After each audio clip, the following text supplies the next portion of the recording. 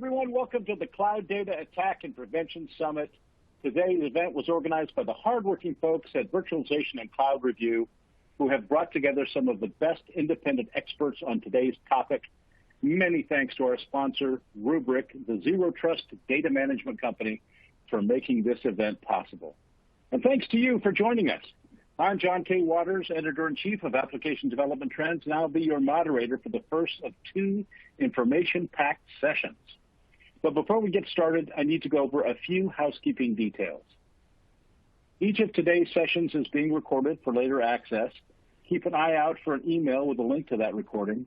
It'll be coming your way within the next few days. Each of today's sessions will be followed by a 5 to 10 minute Q&A. You can type your questions into the Q&A box at any time.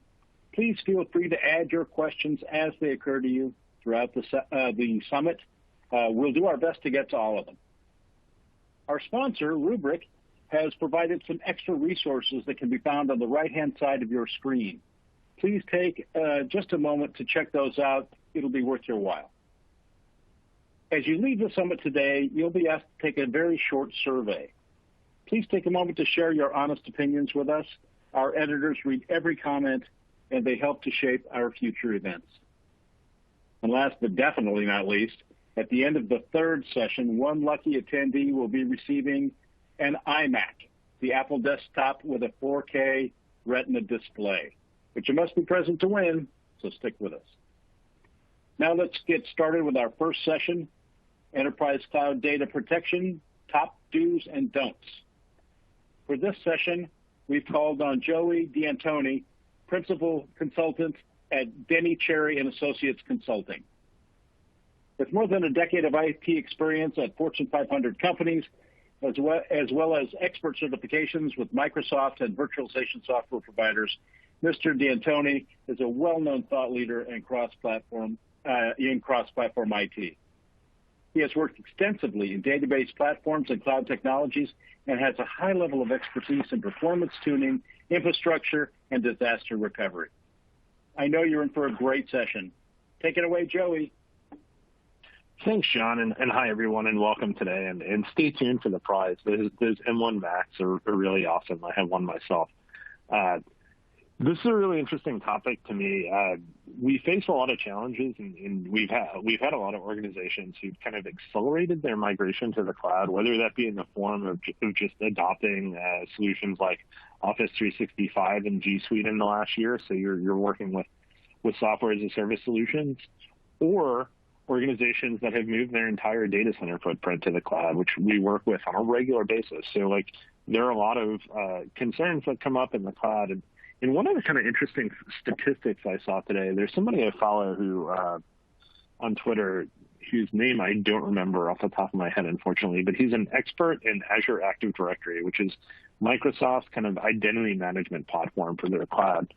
And one of the things he pointed out today is that Microsoft reported just today, and I'm going to mention MFA a couple of times because I think it's really important when we talk about data protection, but 40% of global admins in Azure Active Directory, which if you have that role in Azure, Microsoft requires you to configure multi-factor authentication.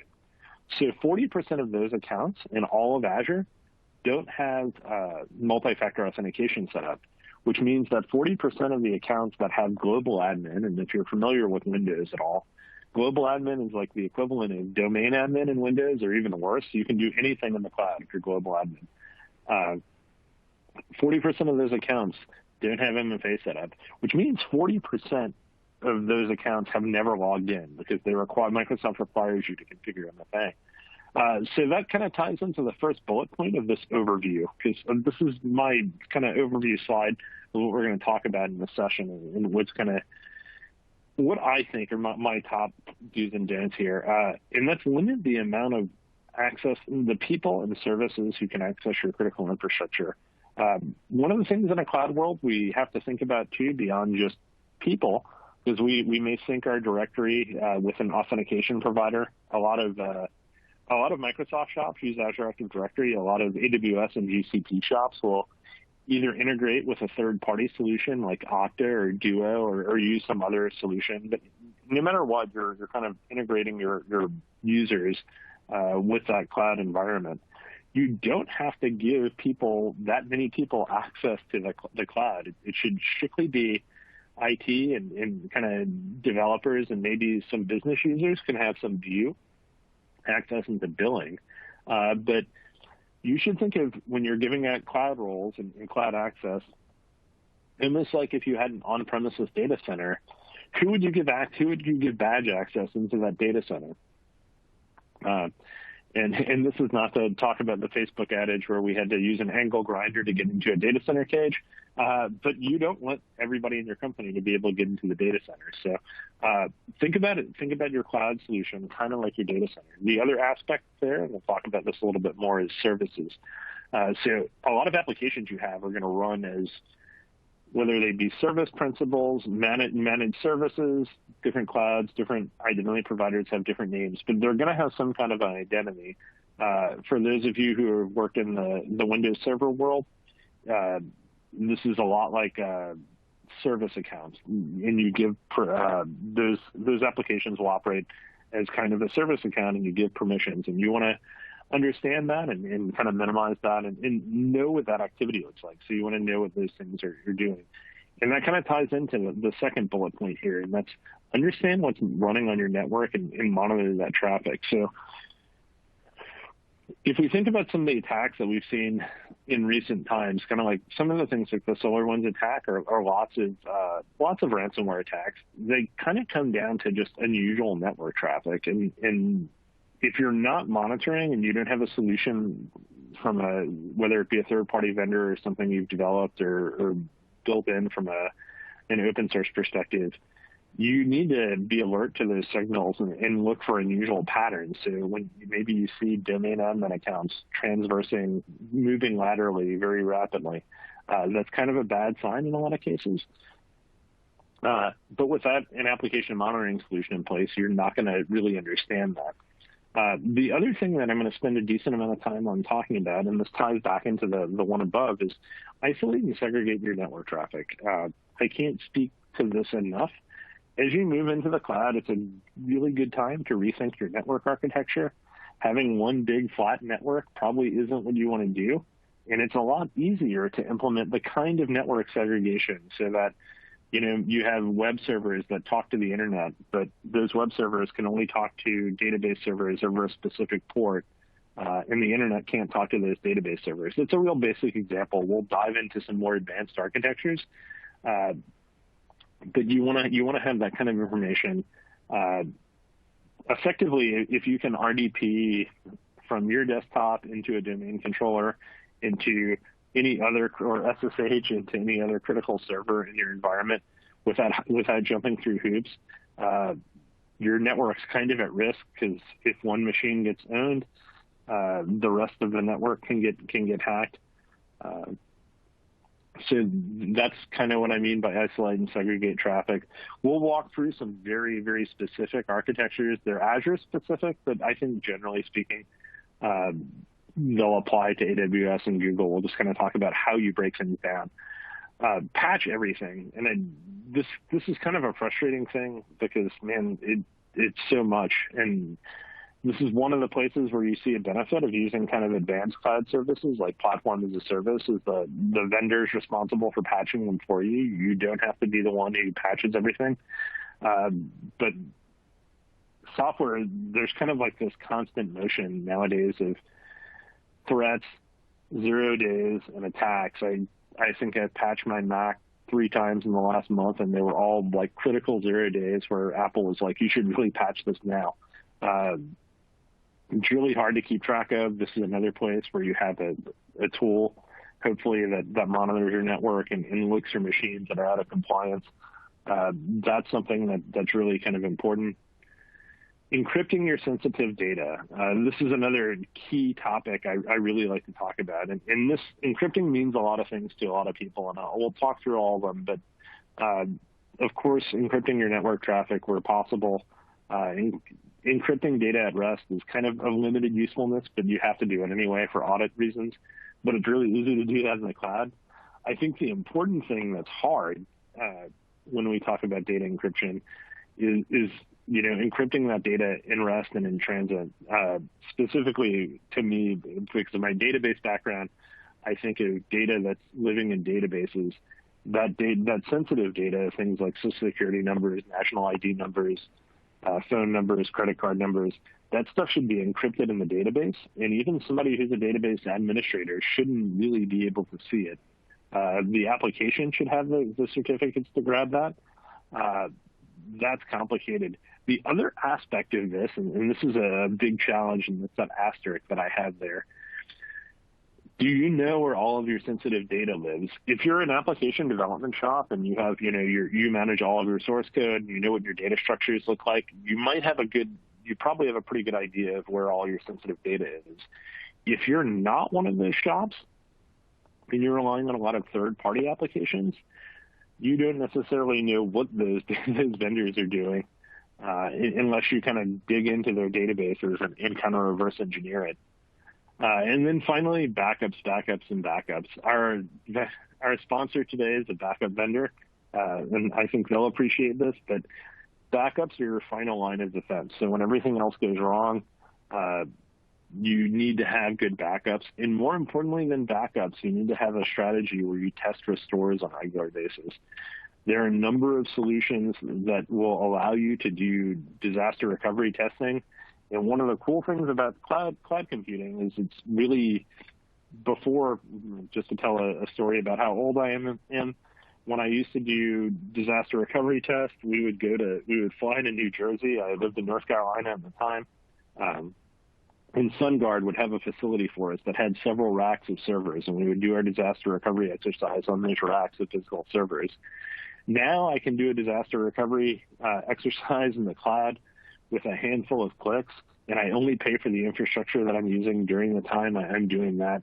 It doesn't impact my production network, and it's fantastic. Backups without testing and without testing your stores on a regular basis and making sure those backups are good and making sure those backups are secure and kind of offline, because one of the first things a ransomware attack is going to go for is any online backups. So just be aware of all that stuff. I know that was a lot. That was 10 minutes on one slide, but that's kind of the things I want to talk about, and we'll kind of overview and dig deeper. And keep that in mind. If you have any questions, put them into the chat, and we'll get to them after the talk. So the basics of cloud security, like I mentioned before, not everyone in your organization needs access to your cloud environment. Not everyone in your IT org needs to be global admin in the cloud. So one of the things that's really helpful is to understand the security features in your cloud. So Azure and Amazon both kind of break down into hierarchies where you have like an account in Amazon or a subscription in Azure. And then you have smaller groups, like in Azure, you have a resource group, which is typically what I'd like to use as a security boundary. And then within those resources, you have things like VMs or applications or those. And the security gets applied at each of those scopes. And in Azure, there's a feature called management. And you can use that as a security need.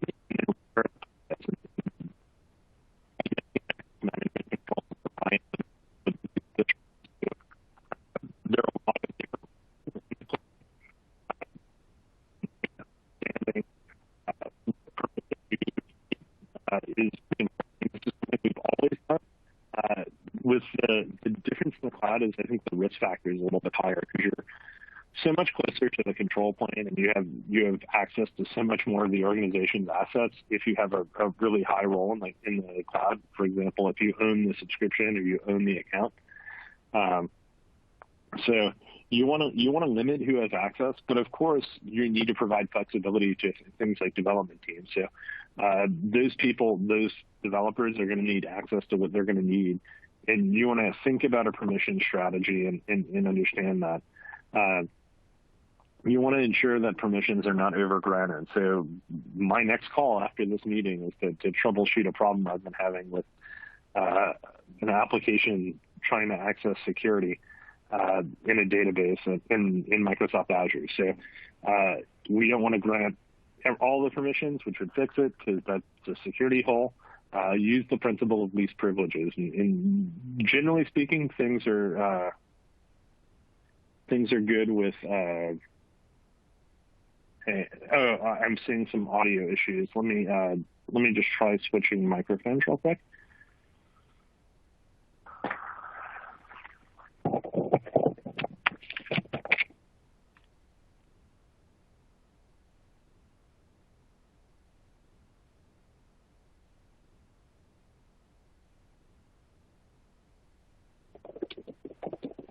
Joey is coming to us from a conference in Paris, so there might be some connection issues. He's working on those right now. I just want to remind everyone that we've got a heck of a prize at the end of the second session today. We're giving away an iMac. That's the Apple desktop with the 4K Retina display. Definitely be here for that. Of course, the real value, the real treasure of this summit is the information and the knowledge that you're getting from Joey, and also from the second session with the mighty Alan Liska, intelligence analyst at Recorded Future, that'll be coming up shortly. But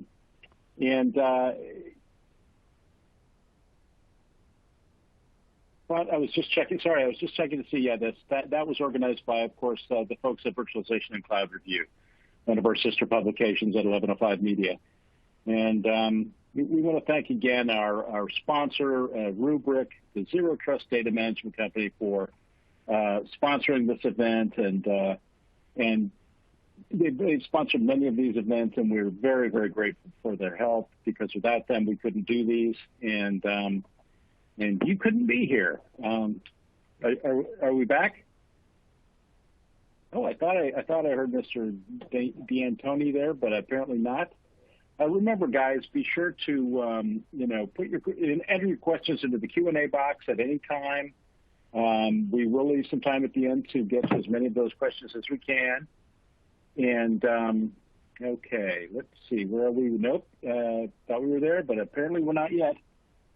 So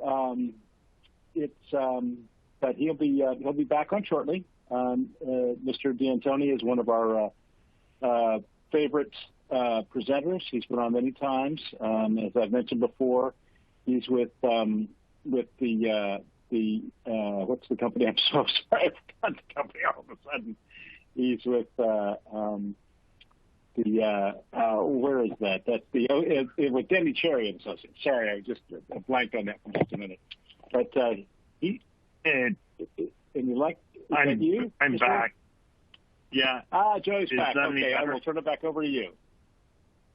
I guess we'll wait to hear from the attendees.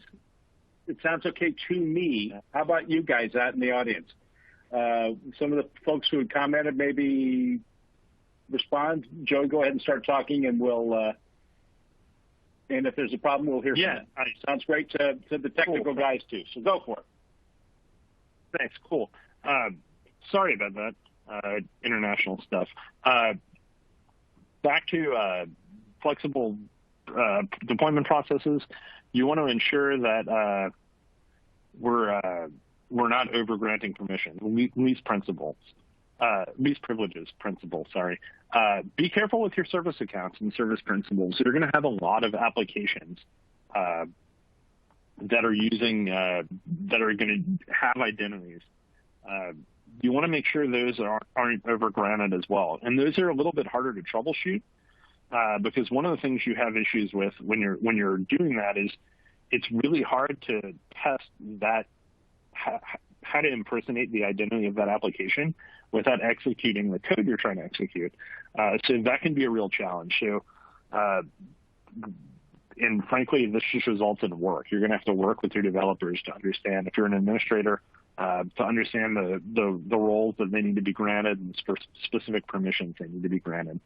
The cloud's going to offer you a lot of security features. There's I think one of the things that's kind of nice about both Azure and Amazon and GCP is they all three kind of offer a little bit of like auditing service where you're going to have access to they're what they know as industry best practices, and they kind of have a knowledge base, and they build them, and they kind of build some of this into paid services. So keep that in mind, and a lot of times it's worth it to pay for those services, but they offer a number of different approaches that you can take. So take advantage of that. So beyond the basics, enable and enforce MFA everywhere. MFAs just, if you don't have MFA on your cloud, you're crazy. I think you should have MFA on anything in your applications. There are some things you can do, like conditional access controls. So maybe you don't want to have your users MFA if they're in the physical office, and that's fine. You can put their IP address on an allow list. But MFA is probably the single most important security thing you can do. It's just really, really powerful. One of the things you should do for those of you who are administrators is you shouldn't use your administrative account for things like email. So you should have, for example, at DCAC, I'm Joey at DCAC.com. That's my email address. I'm some version of admin JD at DCAC.com for anything I want to do that's administrative in our subscription. The reason for this is if you're on a Windows laptop that's domain joined, and you're a domain administrator and somebody really fishes you really good and you click on an email that's got a payload in it, that payload is going to be operating as you and your domain admin, and you can do anything. One of the things I've observed working at large companies and cloud providers is that there's huge separation of security. The laptops you use to log into the production cloud environment can't even talk to anything else. They don't even have email running on them. So I have some good understanding of that. There's things like privileged identity management and just-in-time access. So these tend to be add-on features to the security solutions, but these allow you to maybe have to get approval to perform the administrative task. And yeah, that's a headache. But it's really good from a security perspective, and it provides a much higher footprint. So in terms of cloud role-based access control, and that's what RBAC stands for here, it's important to understand the identity and access management options within your cloud platform.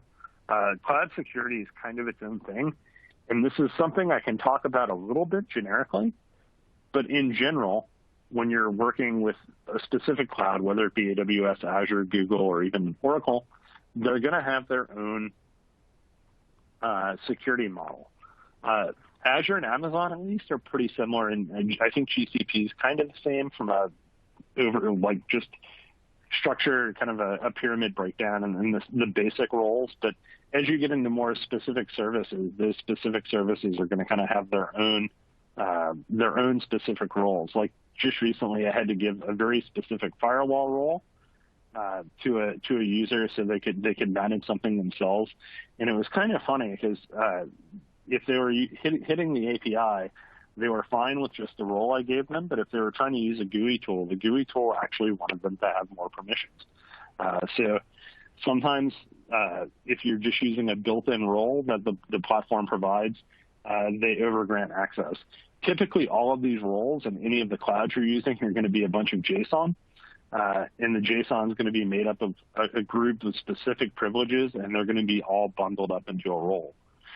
You can build your own custom roles, and it can be challenging because sometimes you have to write the JSON from scratch. Sometimes the cloud will build it for you, but it does allow you to be much more granular with your security, and that's a good way to go.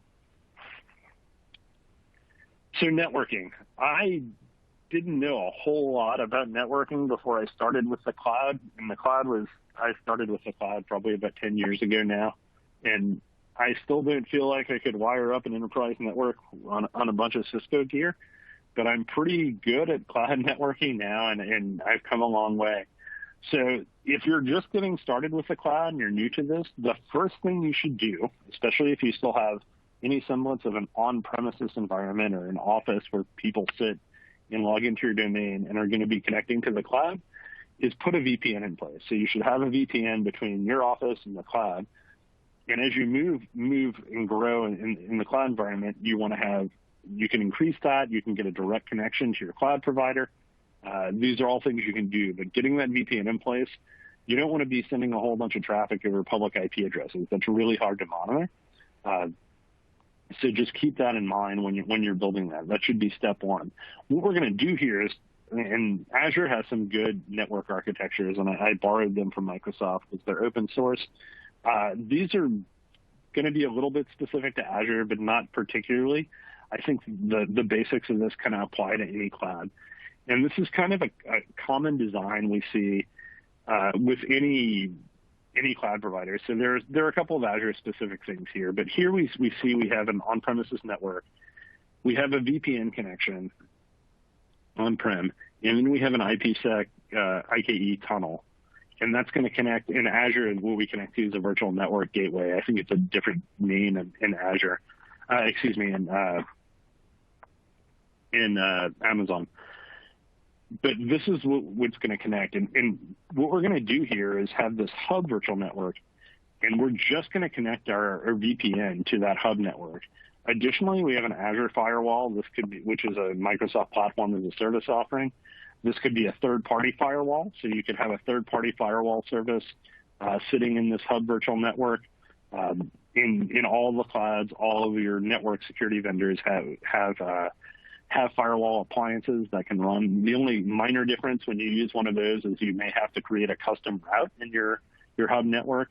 And then off of that hub network, we're going to have, and in this example shows one spoke network, but you can have many spoke networks. So effectively, you're isolating kind of your critical edge network resources in a given cloud region. And that's another part of this planning. You're going to have to decide which region closest to your office and where you put things. And then we'll have the multiple resources coming off of that. So here we have a load balancer in front of two VMs, and we've peered these virtual networks, which means we've connected them and they don't have a common address space. The other thing that's kind of interesting, that it's an Azure specific thing, that there's this Bastion service which allows you to SSH or RDP into VMs. So you're not thinking about giving them a public IP address because you don't want to do that. It's bad. We've already kind of determined that. But this is a kind of a basic example of what your network architecture looks like in a hybrid environment. Nothing too complicated here, but this hub and spoke plan is pretty effective by isolate. You can kind of lock down this hub network and isolate those resources. This is kind of a little bit more complex, and this is kind of what I wanted to talk to you, because when I talk about segregating network traffic, this is what I talk about. So here we have an IT subscription, and we have a DMZ or a demilitarized zone hub. We have firewalls on each of our subnets, and that's going to limit the amount of traffic, even though all these networks are connected to each other, so they're all peered to each other. We use subnets in the cloud to prevent traffic from talking. So in that DMZ hub, what we might have, a common example of what we would place there would be an internet-facing web server. In these spoke networks, what we might have is an application server and a database server. So we might only allow traffic from that DMZ hub subnet to be able to talk to an application server on, say, port 5000. And then that subnet could only talk to the other subnets on 1433 or 1521, pick your favorite database, and limit that database traffic. So the key thing you want to think about when you're separating this traffic is you want to prevent lateral movement. So if somebody gets into your network as an attacker, you want to limit the amount of resources they can get access to. The best way to do that is to lock down your network. This is kind of a complicated sample, but at the same time, it gives you the rough idea of how you want to separate things out. I know this can sound pretty complex, but at the same time, it's the cloud. It's all virtual. Everything's defined as code. If you screw up, you redeploy the resources. I know you don't want to screw up a production system on the network, but as you're deploying things, it's pretty easy to fix that. Patching. This is kind of a frustrating topic to me because I feel like the software industry has let all of us down with this. But it's important that you need to think about patching from a broad perspective, and not just that you're staying on top of it. It's almost something that you need a team for at this point, because everything gets vulnerable, whether it be your VPN appliance, whether it be your operating systems on your servers, or your operating systems on your laptops, or your database binaries that all have to be patched. There are all these layers, probably your mouse, where vulnerabilities can get induced, and they're all pretty risky. One of the things that I think caught so many people by surprise with the SolarWinds attack was, network monitoring software runs at a pretty high level of permission. So something like that, if things are aren't thought out correctly, that's a big risk. So one of the things I still run into sometimes with clients, I think things are a little bit better, is we can't patch the system because we can't ever take any downtime. I had a customer like that at my last real job when I worked at Comcast. There's a system we could absolutely never take down. Well, you're putting yourself in grave security risk if you're never taking down the system to patch. So it's important to design architectures to be tolerant of downtime for that, whether it be building highly available servers, whether it be highly available multiple copies of your web servers, because you're going to have to patch things. And unfortunately, software is flawed, and there are more attackers attacking systems than there are QA people working for software companies. It's simply a fact of life. I think there's more money in the dark side than there is the other side. So there's a constant attack structure. That's something that's just going to constantly put us at risk.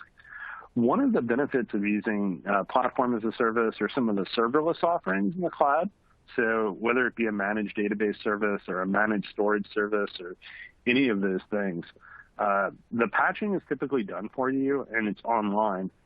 One of the columns I wrote last year for Redmond was an article talking with one of the engineers on the Microsoft Azure SQL database team, and one of the really amazing things they've been able to do is they've designed the ability to inject DLLs into their running processes so that they can patch their database service while it's online, which is dark magic to me. But those are the kind of solutions that the cloud providers have. So a lot of your base infrastructure is going to get patched, whereas if you're running in cloud VMs, you may still have to patch those, even though your underlying infrastructure is going to be up to date.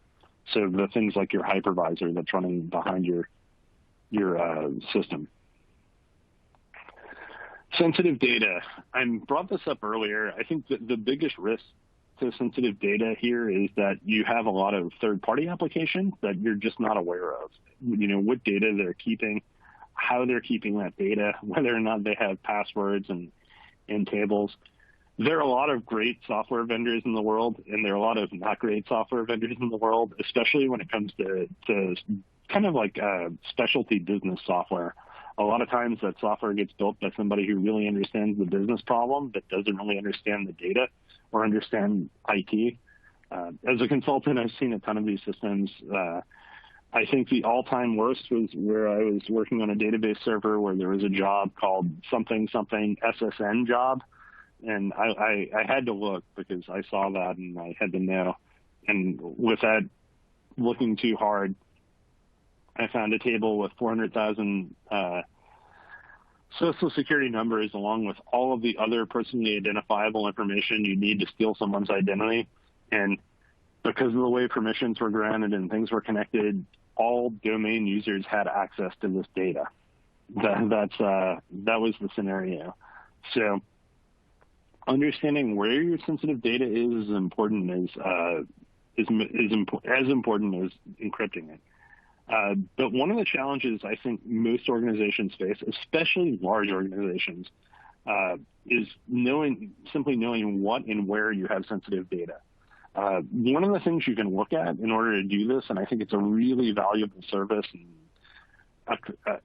I know Microsoft has one, there are a number of other vendors in this space, but having a data catalog service that categorizes and classifies sensitive information can be extremely helpful. And the way those services work is they'll interrogate all of your databases, and they'll just try it based on column names and kind of regular expression matching.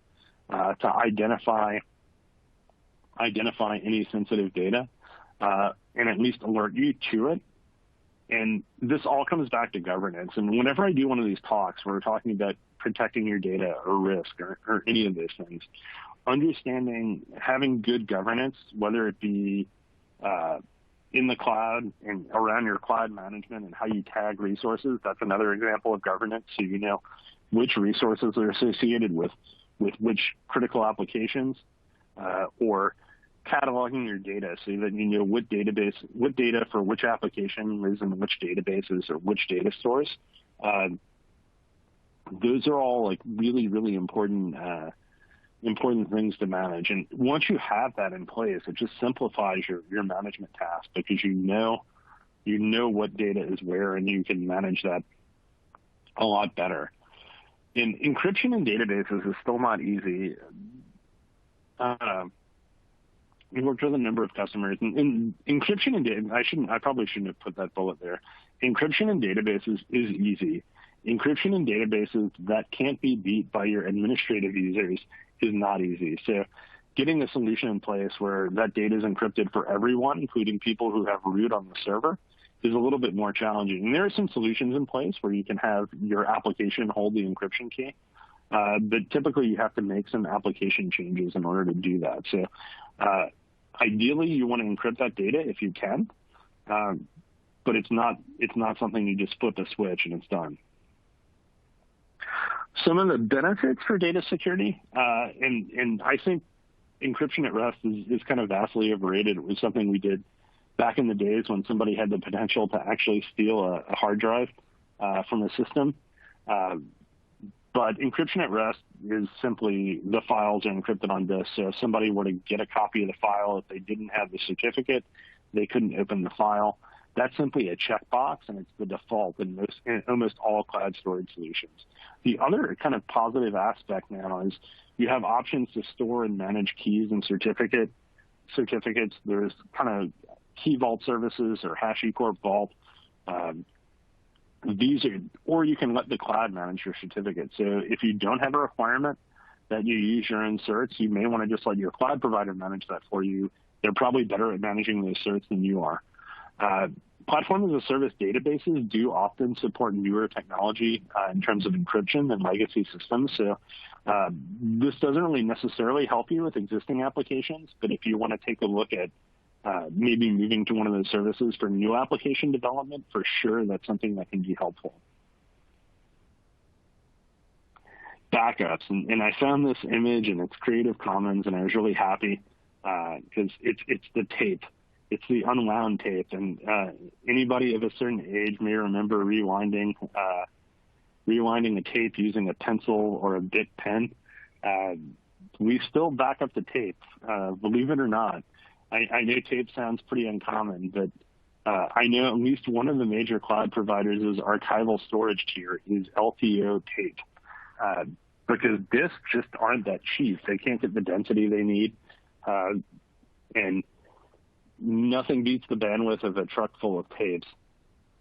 But backups are critically important. I talk about backups a lot in the cloud. I talked a little bit about making sure you can restore your data earlier, but it's important to have a good backup solution.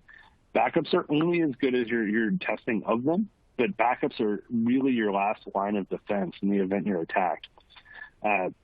Your backup solution needs to be immutable. If you're not familiar with that word, it means write once and read many, and which is an old term we used to use called worm back in the days of optical storage.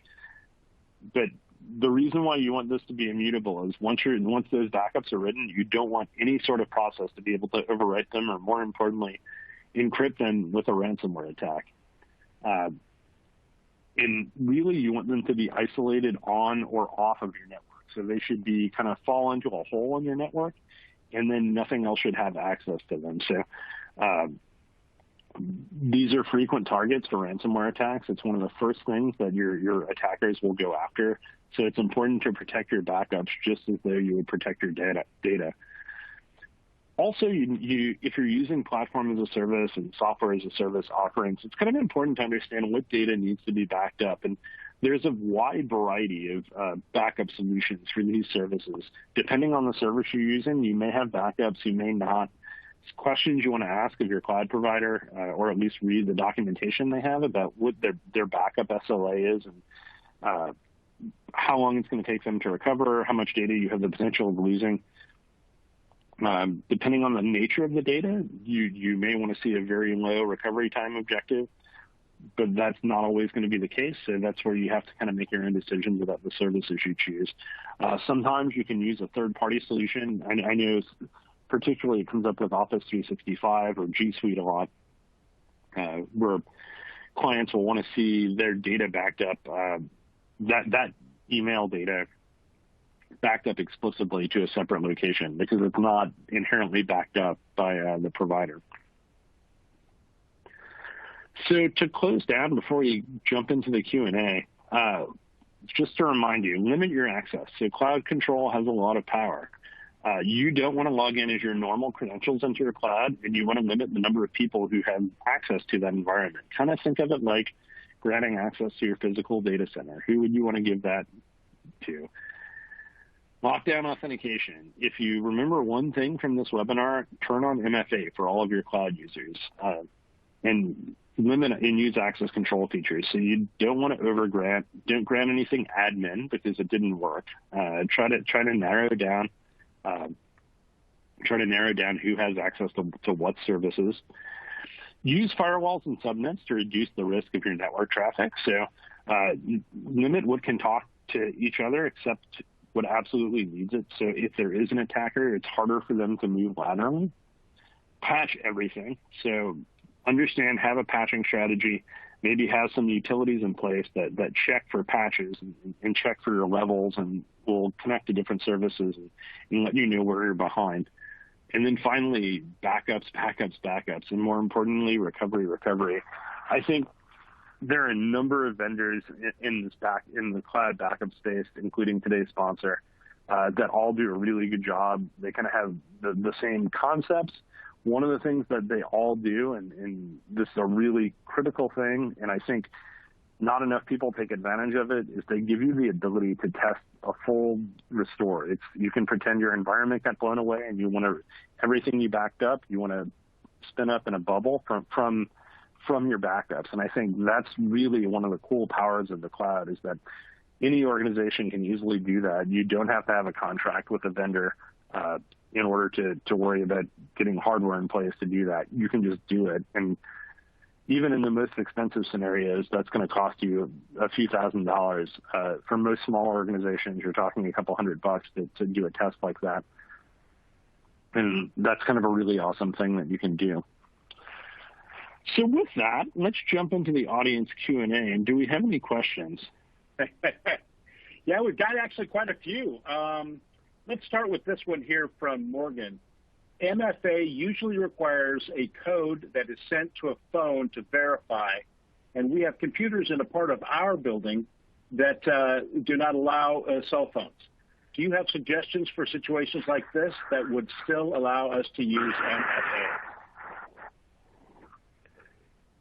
So if it's part of your building, I would lean towards, oh man, that's complicated because it sounds like a pretty high security building. It does. Yeah, I mean, honestly, I would almost go back to looking at secure ID tokens if you can't have a phone. I think that's the only good solution I can think of there. And they still make them. We had a customer recently who wanted us to get them. And if you're not familiar, those are just a key fob that's got the seed in it, and that connects you. I don't know.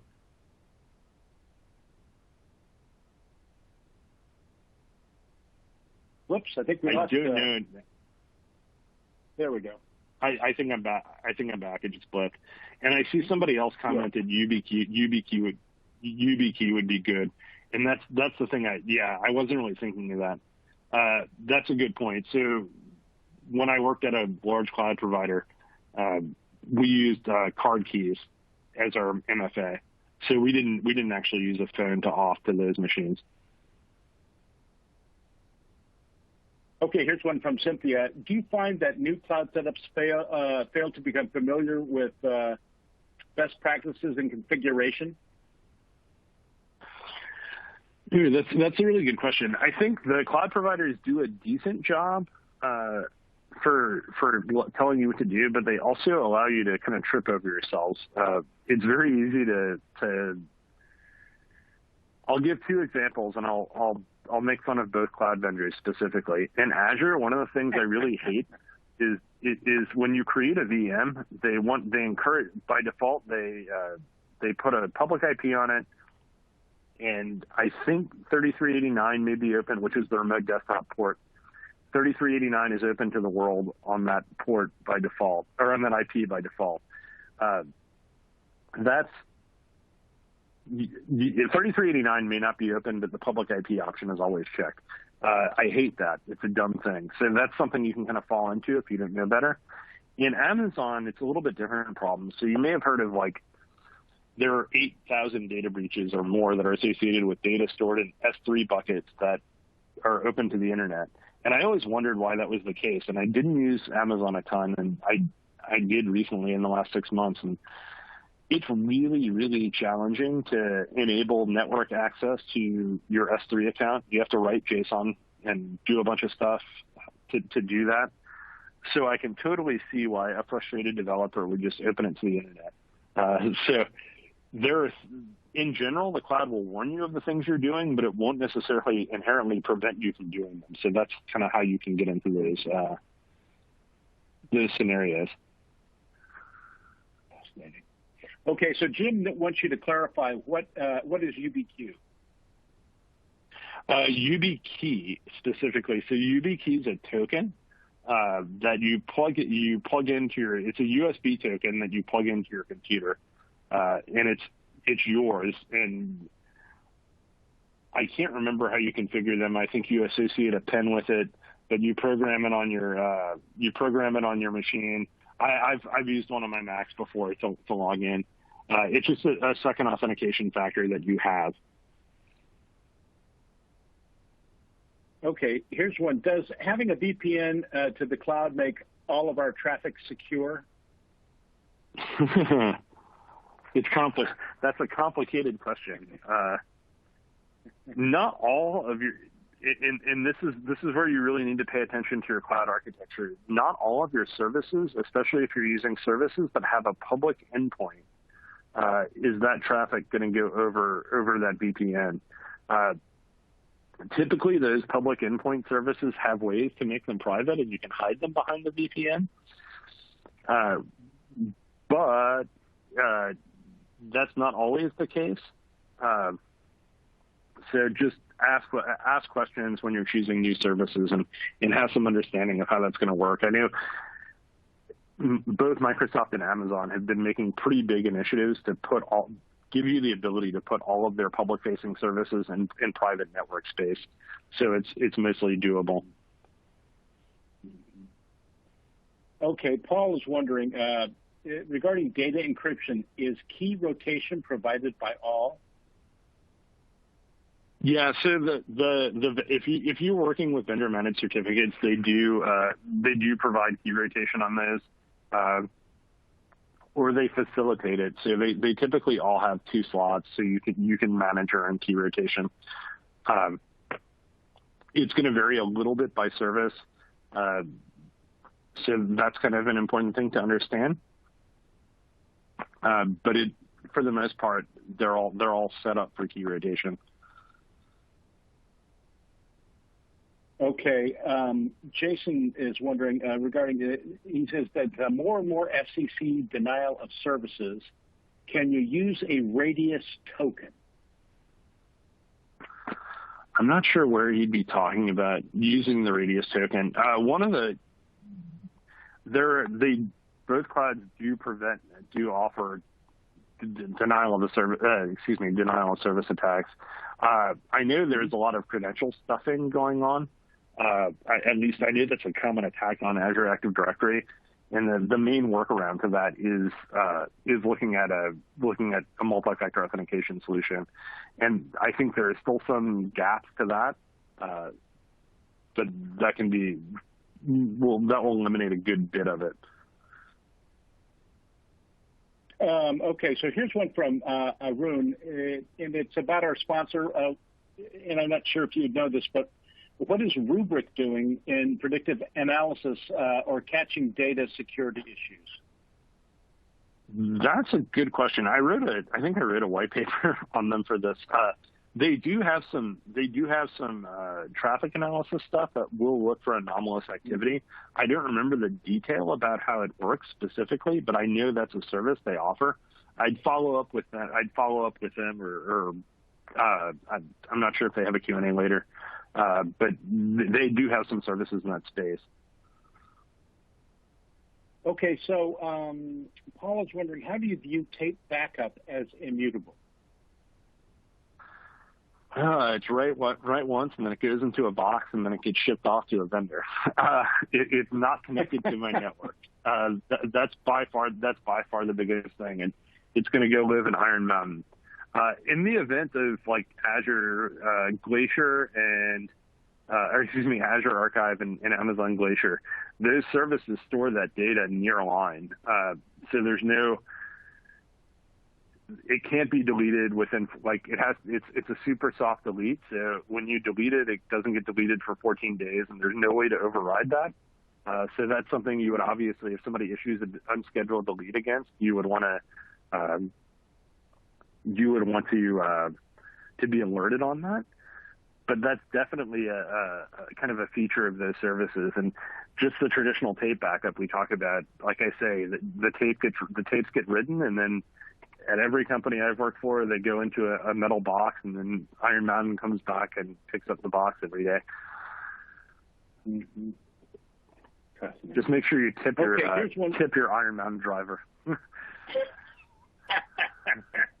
How about this? What does encrypting data at rest do to protect our data?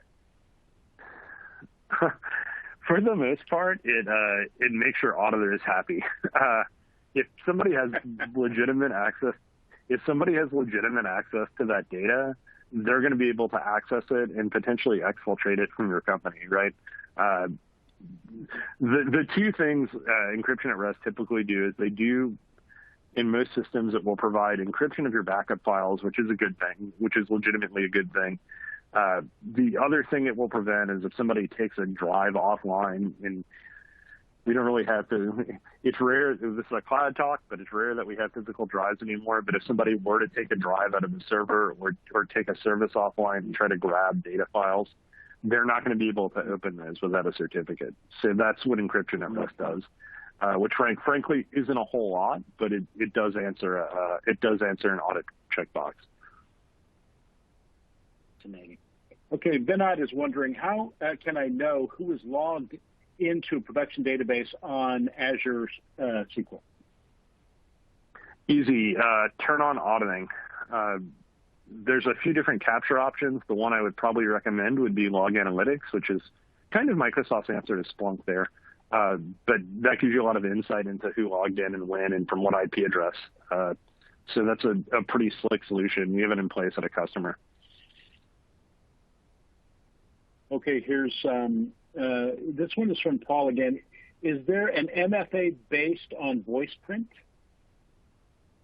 I've had MFA based on VoicePrint. Microsoft, I know, has a call option. I almost never use it. I use their app or I use the code. So typically I use app notifications, and if I'm on a plane or something, I'll use the code. But I know when I worked at Comcast, we had a voice-based application. Mm-hmm. Okay, so Jason is wondering, so he says that we stopped using Azure because of security. Is there a way to know of a proven source provider to track any open holes or dark web users? Yeah, disconnect all of your systems from the internet. Sorry for the current answer there. There's not a great answer. You're always going, no matter who your provider is, you're always going to have some level of risk, even if your systems are completely air gapped per the NSA. That's just always going to be a little bit of a challenge. I don't really necessarily think any of the clouds are more secure than others. And I'm gonna just go ahead and jump on this follow-up question because somebody asked, do you see the cloud as a safer alternative to on-premise systems, given the trend of ransomware attacks? And I think to answer that question, I think there are organizations that can do security better than the cloud providers do. But I think in general, the cloud providers are going to do a better job at providing security and giving you an overview of what the security problems are than you can. If you work in a really giant IT organization and you have big, massive data centers and you're really good at automating things, for sure. But in general, I think you're going to have better protections available to you, especially for a small organization. You're going to have access to stuff from a security perspective and kind of from a network perspective too, that you just wouldn't have access to if you were on-prem. You'd have to buy, 20 or 30 different tools in order to get those things that are kind of just built into AWS and Azure. Oh man, this was such a great session, but that is all the time we have for questions. Many thanks to Mr. Joey D'Antoni for a great session and to our sponsor, Rubrik, for making it possible. Thanks, Joey. Appreciate your time and your expertise today. Thanks. I appreciate it. Okay, here we go. We're going to take a short break, but we'll be back at the top of the hour for our second session, Ransomware and Other Top Current Cloud Data Threats, led by the ransomware sommelier himself, Alan Liska, intelligence analyst at Recorded Future. And it will be moderated by my colleague, David Rammel, who is the driving force behind the editorial efforts at Virtualization and Cloud Review. Now would be a great time to check out those extra resources on your console provided by our sponsor. Remember, we're giving away an iMac, the Apple desktop with a 4K Retina display, to one lucky attendee at the end of the third session, but you've got to be here to win, so stay tuned. Bye for now. Back in a few.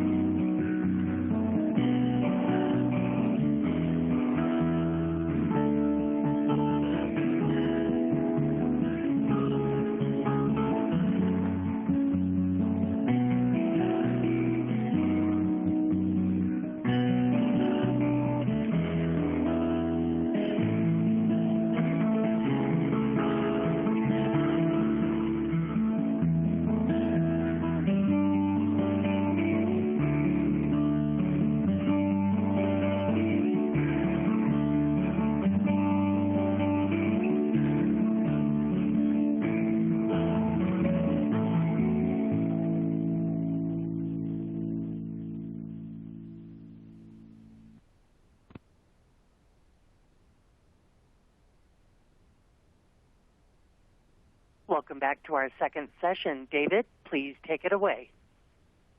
Okay, welcome back, everyone. Thank you for being here. Thank you to our speakers and to John K. Waters for moderating that first session, and of course, Rubrik for underwriting the summit and allowing us to bring you this great content. I'm David Rammel, editor of Virtualization and Cloud Review, here to moderate the second session of our summit called Ransomware and Other Top Current Cloud Data Threats. Our speaker for this session is Alan Liska. Alan is an intelligence analyst for Recorded Future and has seen firsthand the damage ransomware attacks can cause and how these ransomware actors operate and communicate with each other. He has appeared on major TV networks and has been quoted in many leading newspapers. He has written many articles about ransomware and co-wrote the book Ransomware: Defending Against Digital Extortion. He is also the author of The Practice of Network Security, Building an Intelligence-Led Security Program, and Securing NTP, a Quick Start Guide, and the co-author of DNS Security, Defending the Domain Name System. Alan, it's great to have you here. Please take it away. Appreciate that. Thank you. And very exciting to be here. I always enjoy these sessions. So what I like to do is I like to get through the slides that we have, talk about the subject for about 35, 40 minutes or so, and then we can get to questions because there are always so many really good questions at these events, so I'm looking forward to it. So let's start and talk about ransomware in the cloud. It's been a very hot topic this year, obviously, and will continue to be a hot topic. The head of the NSA just said earlier this week that we can expect to hear about at least a ransomware attack a day, or ransomware attacks every day for at least the next 5 years. So it's not going anywhere, unfortunately. But one of the areas that we don't see a lot of coverage of when we talk about ransomware is ransomware attacks in the cloud. So there are a few ways that ransomware groups right now are going after cloud infrastructure. And one of them is targeting your cloud infrastructure. So we definitely have ransomware actors that are going after the broader cloud infrastructure, but you know, a lot of organizations maintain their own cloud, whether it's for DR purposes, whether it's for hosting services in other data centers and so on. And ransomware actors are increasingly going after those services. So in particular, vCenter and ESXi have been heavily targeted by ransomware actors. There are a number of ESXi vulnerabilities that ransomware actors are actively exploiting, and they're also exploiting vCenter vulnerabilities. So in particular, what we see is we see a lot of ransomware groups or the initial access brokers that work for ransomware groups scanning the internet looking for vulnerable vCenter servers because they know if they can gain access to those vCenter servers, they can use that access to gain access to the ESXi infrastructure. So this is obviously a big problem because, again, a lot of organizations rely on ESXi for disaster recovery, for backups, for a wide range of services. And if you can encrypt the systems on those ESXi servers, you can do a lot more damage than just encrypting a bunch of workstations. And in fact, several ransomware groups have developed variants specific for ESXi. So Babook, Black Matter, Hello Kitty, Revol, and a few others all have ESXi specific variants of ransomware. And what they do is they gain access either through the exploiting vulnerabilities or if they find credentials during the reconnaissance phase of the ransomware attack, they'll use those credentials to gain access to the ESXi server they will shut down all of the virtual machines, and then they'll encrypt everything. So all of the virtual machines themselves become encrypted. And that is, and again, that's a big problem because ransomware actors know that there's sensitive data on there, and being able to encrypt a whole server is a lot easier and a lot more efficient than encrypting 100 or 1,000 workstations. And being able to encrypt multiple servers all at once it allows them to inflict maximum damage and make it much more likely they'll be able to extort a ransom demand from their victims. So this is a bad enough problem in and of itself, but there's a second problem that the ransomware actors, they know Windows systems pretty well. They don't necessarily know ESXi systems. So what we're starting to find is that some of the ransomware groups that have the ESXi specific variants, their variants kind of suck. I wish there was a more elegant way to put it, but there isn't. They suck. And often you cannot recover, even if you pay the ransom, you cannot recover from those attacks. The way that they often use encryption models that aren't quite working, or the way that they access the file system means that even, again, paying the ransom, the files are essentially unrecoverable. The images are unrecoverable. And so that's a big problem that organizations have to deal with, on top of the fact that their ESXi systems may be encrypted in the first place. They also have to deal with the fact that you may not be able to recover from those systems. So in this case, there's a tweet from Fabian Losar, who's the CEO of MCSoft, and basically saying, if you reboot your ESXi server after a Hive ransomware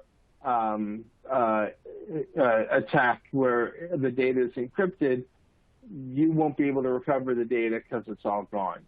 So this, again, is a real problem, on top of the fact that it's already a big problem that ransomware actors are going after ESXi servers, and ESXi servers are of incredible interest to ransomware actors right now.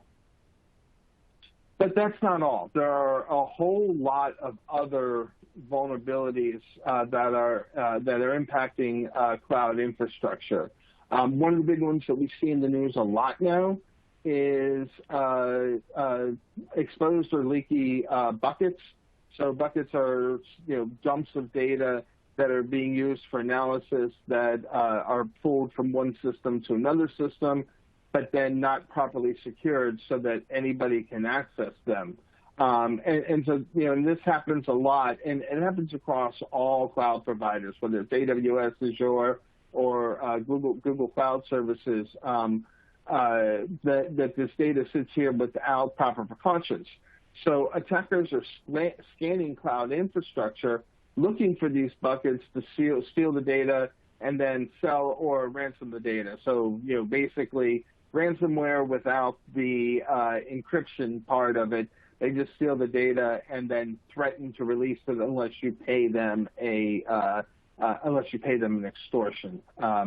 So this has been a problem for a while. It's a growing problem. Some of the cloud providers are trying to implement steps that make it harder to leave unsecured buckets kind of just floating out there. But it's also a matter of process, making sure that when you're transferring data, when you're doing analysis on large swaths of data, that you take a look at security, that you have the proper security precautions. It's also a problem of API security. So API security is another area that is a big concern to cloud providers. And in part, leaky buckets are tied to that, among other things. So one of the sort of dirty little secrets of cloud computing is that a whole lot of cloud computing relies on API connectivity. You need to be able to tie into this system, and this system, whether they're internal or external systems. And so there's a whole lot of API calls being made in cloud environments. And that is what often leads to these exposed buckets, is you make an API call, pull in a bunch of data, kind of leave it sitting on the server where you got it. That server happens to be fully internet accessible, and so the bad guys can get it. But that's not the only problem with API security right now. So much of the internet, or so much of the cloud, is running on API or relies on APIs, but there's also a lot of lax API security. So what we see are attackers kind of taking advantage of that to abuse API functionality for session hijacking, exploitation, and then being able to launch DDoS attacks against critical services by using up all the resources in the API. And we've seen a lot of it. This is just from this year. These are the number of publicly reported attacks that involve either abusing API credentials or taking advantage of API calls or vulnerabilities in API systems. So there's been a huge number this year alone, and again, that has continued to grow as organizations become much more reliant on API security. And again, something that we expect to see a lot of growth from as we continue to go forward.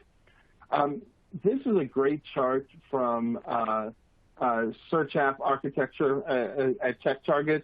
I really love it because it kind of highlights what we see in the different types of API attack patterns. So we have abusive functionality, which is, you see this all the time, scalping, scraping. We see this we see a lot of this with airlines, where people abuse the API to try and find the lowest airfare price. Competitors will go in and abuse the API to get information about what their competitors are doing price-wise. Same thing with hotels and other price-sensitive industries. We also see it for click fraud. Carding and brute forcing are all used. So brute forcing API credentials, so just continually trying new API credentials to find a match and being able to gain access to the information. We also see access violations. So session hijacking and snooping are really a big problem here, where bad guys will essentially take over a session or snoop on what's happening in session to be able to pull information. And that is one of those where we'll talk about Maze Cart and other shopping cart injections later in this slide deck, where that often happens there. Exploitation, just straight up exploitation vulnerabilities in the API system. So whether that's SQL injection, cross-site scripting, buffer overflow, etc. There are a lot of vulnerabilities in the underlying API architecture that can be exploited by bad guys. And then denial of service, where you're just basically making excessive queries so that the service becomes unusable for anyone else. And again, these are really great examples of all the different ways that APIs can be abused for either exploitation or access or denial of access. And so, again, with this rise in APIs, we're just seeing this level of security, and organizations don't often think about their API as a security choke point. They tend to think about things like, web application vulnerabilities and so on. But your API is essentially software, and there could be a lot of vulnerabilities in there, not to mention the idea of using credentials to gain information that the attacker shouldn't have by reaching out and using the API. Specifically, when we talk about commerce and the cloud, we have to talk about MageCart. So MageCart has been around for a while, and it only seems to be increasing in activity, and especially as we get this time of year, when we get close to the holidays, we see increasing interest in or activity from MageCart. So this chart from RapidSpike shows all of the different known organizations that were exploited by MageCart last year, or by one of the actors using MageCart to basically skim credit cards and skim payment data from those sites. So again, going all the way through 2020, there were dozens and dozens of these kind of attacks using MageCart. So MageCart, unlike a lot of threats, MageCart isn't one actor that's deploying one piece of malicious software. It's kind of a loose collection of cyber criminals who use generally injected JavaScript code, although not always, to steal credit card information from real sites, real retail sites across the internet. So we'll see a lot of supply chain compromise. They use a lot of skimming to gain access. They will exploit fake icons, use end-of-life e-commerce versions. So, a lot of web stores will cover, a lot of web stores will have old shopping cart data. A lot of web stores will have old shopping cart versions that haven't been updated, and they need to be updated for a while. Then ant and cockroach, which are types of skimmers out there. There are other known skimmers that engage similar activity, but MageCart is absolutely the most well-known. And again, because it's so widely deployed in many storefronts, cloud storefronts, it's been a big target. So again, we see MageCart infections spike every year around the holiday, and we expect this year will be no different. The rise in MageCart also reflects an increase in vulnerabilities that arrive from shadow code. So that's third-party scripts and open-source libraries, which we see a lot of, not just in MageCart, but in a lot of different cloud installations. And this is, while we're talking specifically about MageCart here, this is widely applicable to most cloud installations that rely on, that use software that rely on third-party scripts and open-source libraries. So it's, and it makes sense. Nobody wants to build anything from scratch. It takes too long to build things from scratch, especially when there are things that are already done, that have already been built. And you can take components of those to build something new and better. So you have vulnerabilities in a lot of these code bases, whether vulnerabilities in the libraries or a third-party vendor that is included in part of that code, and those vulnerabilities may not get noticed at all. But even if they are, they may not be reported specifically to you. So if you're using a third-party library, or your code has a third-party library in it, or code that you've gotten from somewhere else has a vulnerability in a third-party library, then they may not have been notified, and so you won't be notified, so that vulnerability is existing in that library. So you may have code used in your cloud environment that has a number of vulnerabilities in it that you're not aware of, that will wind up, that could wind up hurting, you down the road as you, as the vulnerabilities get exploited by different threat actors. So one of the areas where we can kind of take control of that is with the software bill of materials, which is a way of identifying all of the different software that makes up third-party, or all the different third-party software that's embedded into your libraries. So, or into all the different libraries and code that is embedded into your code. So to me, what I like about this model is, while it looks a little bit complicated, it helps track the different libraries that are available in the code and the different software components that are available in the code. And you can use that software information to then track vulnerabilities that are in there. So if every third-party vendor that you use for cloud infrastructure, for your cloud infrastructure, or for, in the case of MageCart, for your shopping cart infrastructure, for every third-party vendor, if you have a list of all the libraries and third-party code that's used in there, then your team can watch for vulnerabilities being announced against those libraries, against those codes, and take appropriate steps as vulnerabilities are introduced. Maybe put pressure on your vendor to update a patch, or if you can update the library directly without it breaking the software. And I know that's incredibly risky, but depending on the severity of the vulnerability, it may be worth at least testing that out. But if you know what libraries and what third-party code sources are in there, you can then take advantage of that information to push out updates or put in place compensating controls for known vulnerabilities in libraries that haven't been patched yet. And the same thing then applies to your own code.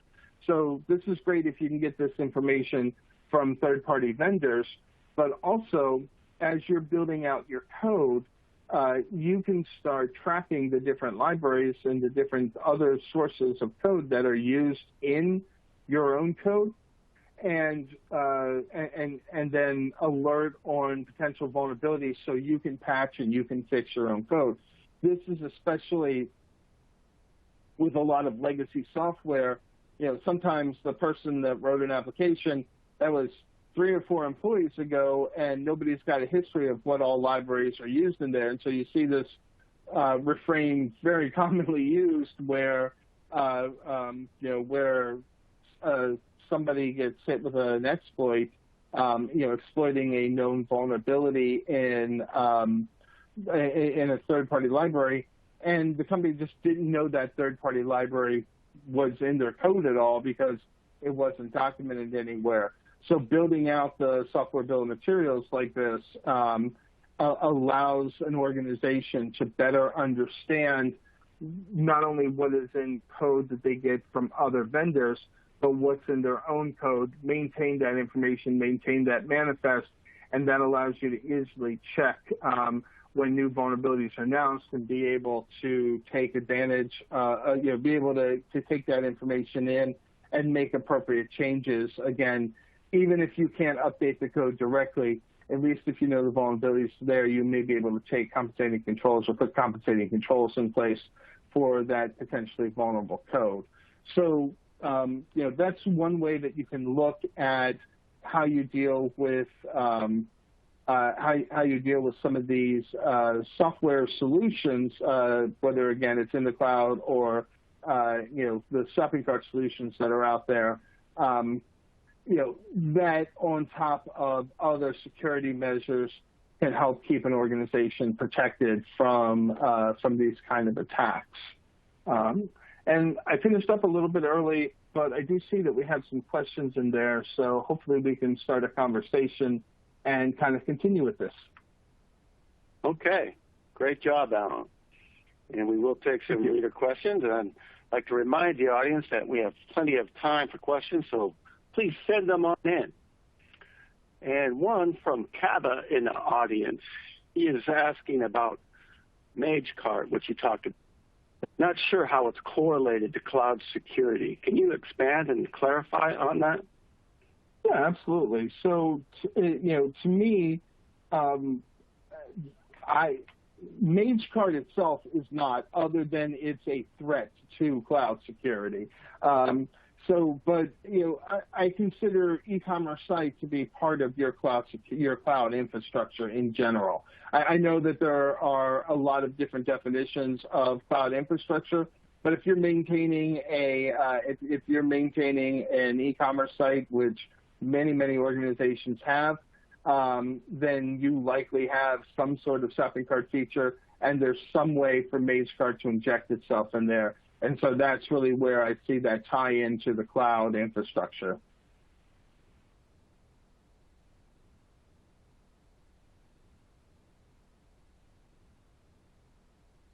That make sense?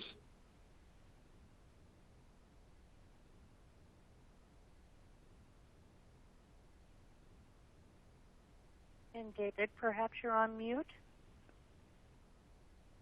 Okay, the next question comes from Scott. Have you seen cases where bad actors will manipulate stored tokens, extending tokens, getting more time to perform bad acts? Is this a widespread issue? It's a really interesting question. So in our own company, in my own company, Recorded Future, we rely heavily on AWS for our back end, and so we use a lot of AWS tokens. So token security is a really, really big problem for us and something that we have to watch. And so, yes,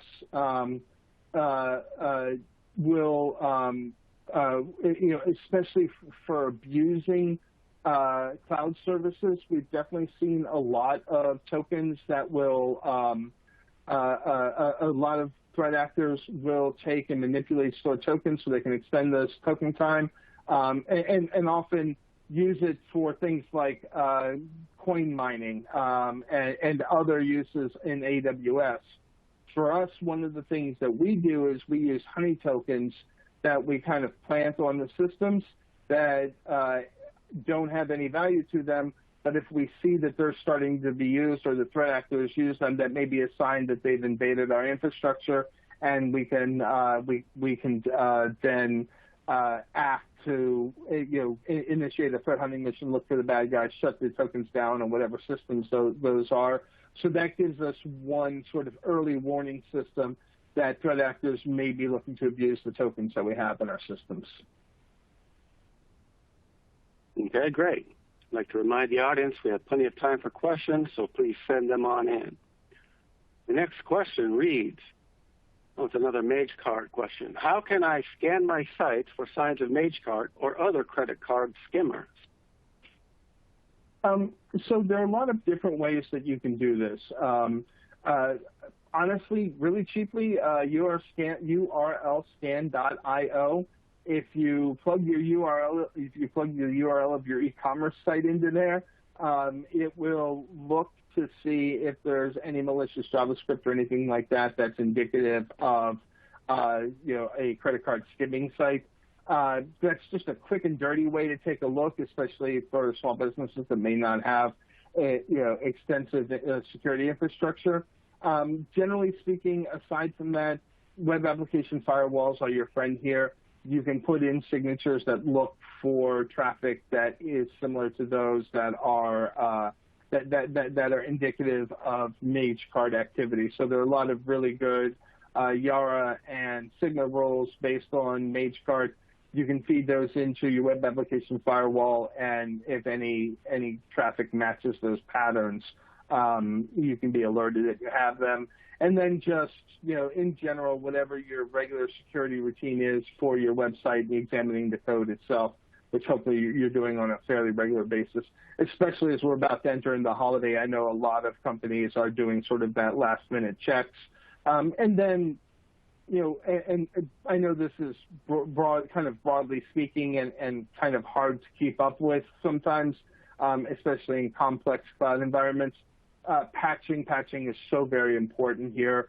So any known vulnerabilities that the MageCart actors may take advantage of, you want to make sure you're getting those patched right away. I mean, broadly speaking, for your cloud infrastructure, since it's generally exposed to the internet, you absolutely want to make sure you prioritize patching in that area.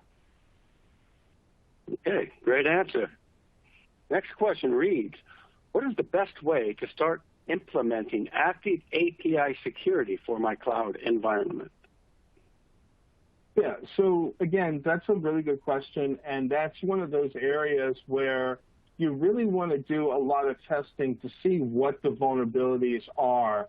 So there are a lot of tools that are out there that you can use to start testing the security of your APIs, basically trying to abuse your APIs in the same way that the threat actors will try.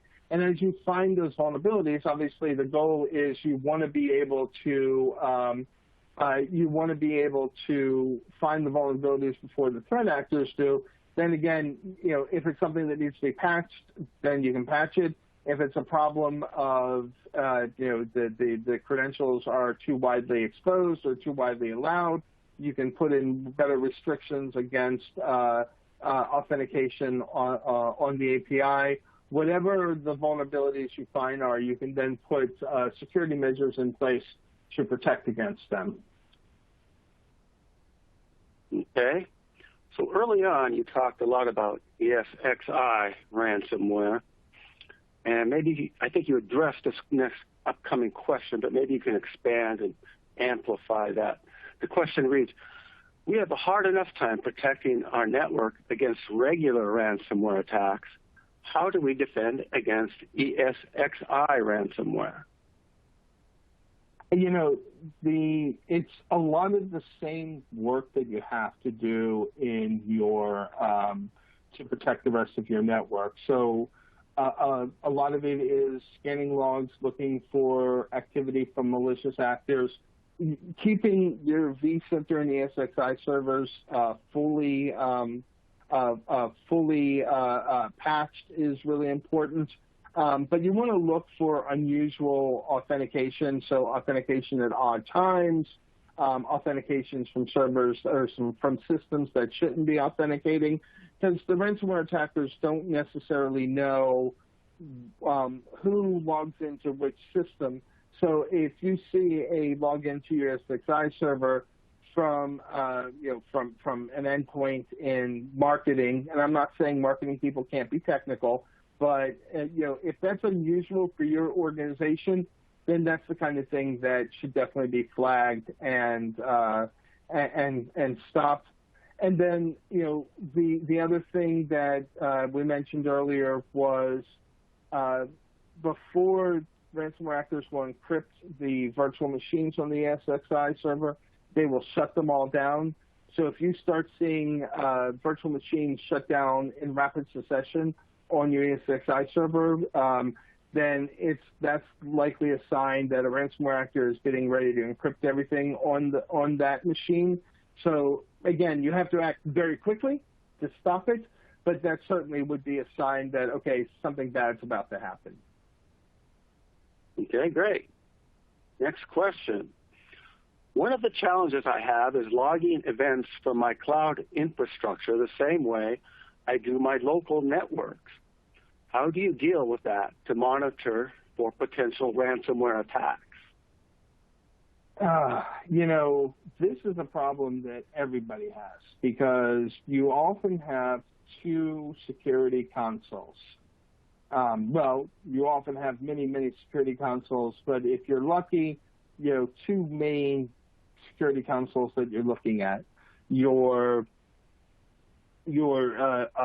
SIM for your local logs, and then whatever your cloud provider's view of the logs from your cloud infrastructure are.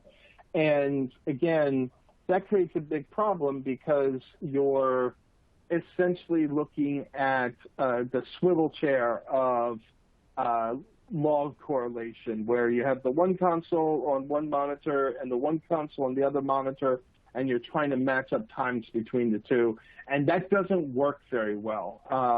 Anybody who's done that for any extended period of time on a network of any size will tell you that that's a great way to miss a lot of important events that are happening. So some of the cloud providers have gotten better about that. I know there's some integrations between, say, AWS and Splunk and others. They can be a challenge to implement, but that's really kind of what you have to do is, get the logs from your cloud provider into your SIM and correlate there. Now, Sometimes that might mean moving your SIM into a cloud environment, and there are whole other costs with that that are associated with that. But ultimately, you do want to have a seamless view across your entire organization. And so you want that to look like there's, that everything that's happening is happening in one place. Way easier to say it than to actually implement it, but it does absolutely take some work to get it done. But if you can get it done, it really is worthwhile in terms of being able to match up those events both locally and in the cloud. And often those attacks are seamless from the ransomware perspective, or any other threat actor, where once they're in the network, they're trying to find your cloud infrastructure and they're trying to take that down as well, whether it's your own cloud infrastructure or through a third-party provider. So being able to see the same actor move around your network and move around your cloud infrastructure network at the same time, it's really, really scary the first time you see it happen, but being able to really track it that way is going to help keep both parts of your organization safe, the cloud and the on-prem. Okay, great. Yeah, another question from the audience on that same topic, so you answered both of them. Good job. Here's a question from the audience coming from Kava. In an IaaS scenario, would Microsoft be also in charge of recovery in case of a ransomware outbreak with our Azure? No, not that I'm aware of. As far as I know, none of the cloud providers, even when you're talking about infrastructure as a service, are responsible for recovery after a ransomware attack. They're all relying on you to be able to do that, or hopefully preventing a ransomware attack in the first place, which I know that's basically like fingers crossed and hope for the best. But yeah, no, now, depending on which version of IaaS you have, and there are a whole lot of different variables here. One of the advantages of IaaS is everything dies. They may have an immediate backup that they can pull and restore, and their backups are stored separately and stored offline, which is best practices for protecting against a ransomware attack. So you may have downtime. They may not be able to help recover, but they may be able to just wipe the infected system and pull up the restore from backup. But again, that's something that you absolutely have to check with your cloud provider. This is a really good conversation to have with your salesperson or your sales engineer and say, hey, what happens when I get with the ransomware attack? And then they're going to tell you, oh, that could never happen. We have these protections in place and blah, blah, blah.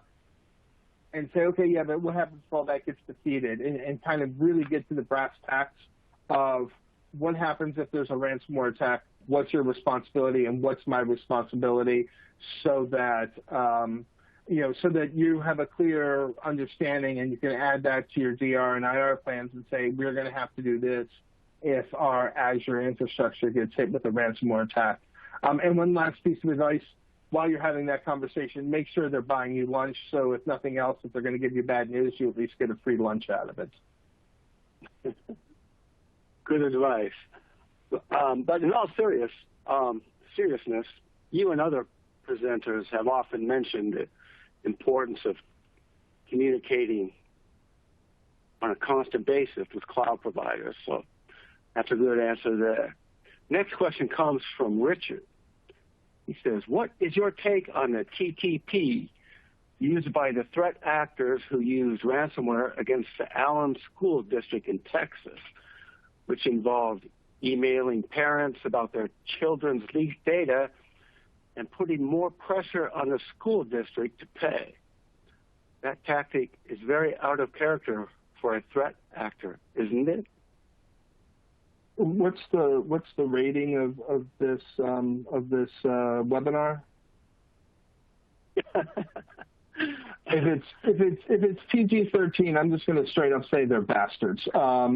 but most ransomware actors are. So I didn't use anything that would require an R rating. So I'm hoping that I can get through with that with a PG-13 rating. So no, actually, it's become a much more common tactic now. Straight up mailing parents of children. Yeah, no, that's it's scum, it's low, it's disgusting. That's unusual, but it's become much more common for ransomware groups to reach out to the clients or patients or whatever of victims of an organization that was ransomware, because that helps encourage them to get the victims to pay. So in other words, if I hit your organization and you say, yeah, you know what, I'm not going to pay you, we can recover from backup, and it sucks that you're going to post files to your sourcing site, I'm still not going to pay you.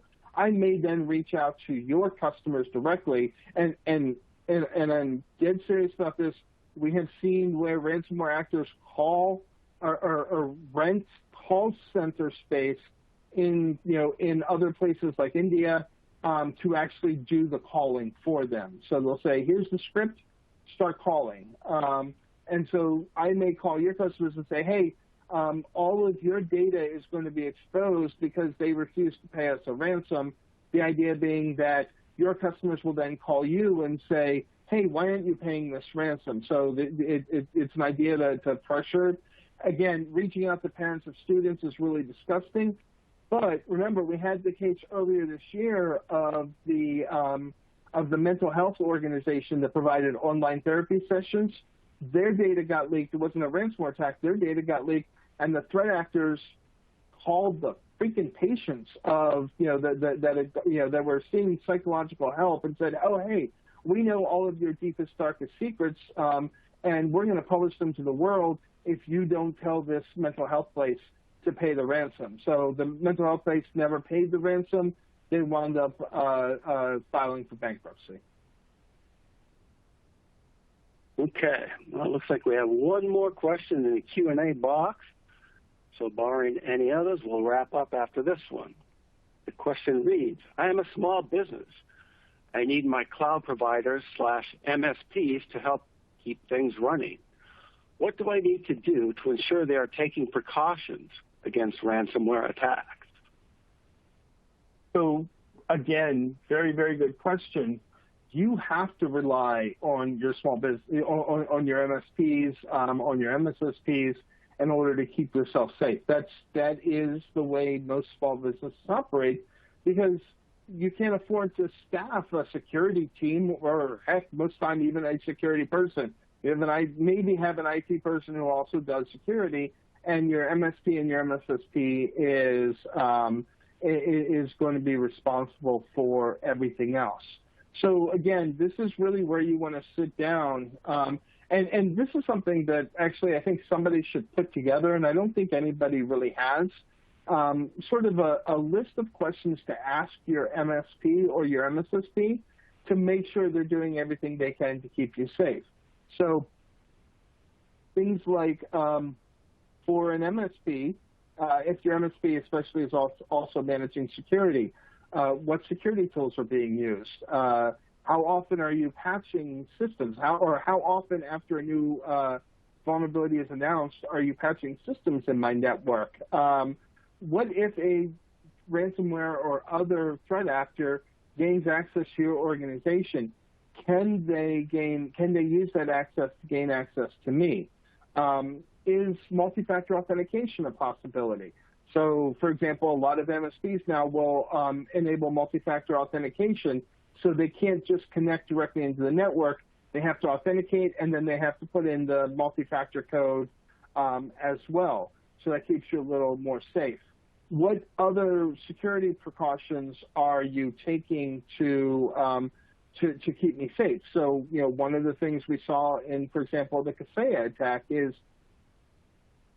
in the Kaseya network, in the directory where the Kaseya agent was running, they had recommended turning off. Kaseya had recommended turning off antivirus scanning for that particular directory. Well, that was really bad. You don't want that.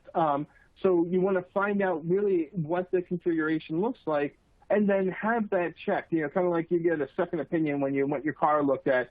Have somebody else that you trust to take a look and say, okay, here's what they're saying, and then see if there's anything that's kind of a red flag on that for that. That may be a security hole that your MSP is leaving open. And if you're using an MSSP, find out what kind of things they're looking for exactly. So are you looking for just standard run-of-the-mill antivirus? Are you looking for ransomware? Are you looking for nation-state actors, et cetera? And how often they're updating what they're looking for and how they update, their scanning. Are they relying mostly on IP addresses, domains, and file hashes? Do they have more advanced detection capabilities? Are they using Yara roles, Sigma roles to look for indicators of activity, not just indicators of compromise? So you really want to get a full understanding of what it is. And it's like you and I have been talking about, David, or we mentioned before. You really, really want to have regular engagements with your security vendors. So many of us just kind of renew our contracts every year without having any kind of conversation. But I highly recommend, kind of like you go to the dentist. My dentist seems like they want me to go every month. But, kind of like you go to the dentist once a year for a checkup, you really want to do a health checkup with all of your security vendors.